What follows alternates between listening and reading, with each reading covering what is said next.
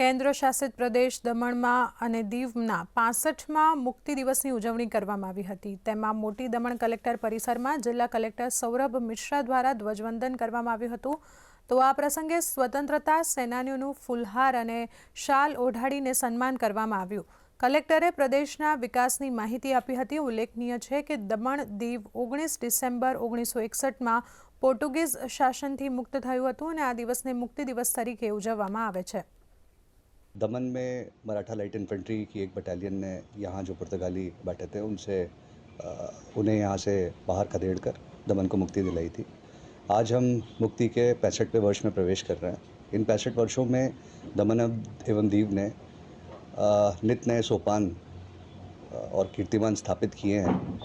मैं इस अवसर पर दमन की जनता से गुजारिश करूँगा कि जितने यहाँ डेवलपमेंट वर्क्स चल रहे हैं और प्रदेश की प्रगति के जो कार्य किए जा रहे हैं उनमें अपना सहयोग बढ़ चढ़कर शामिल हों, उसमें अपना सहयोग प्रदान करें।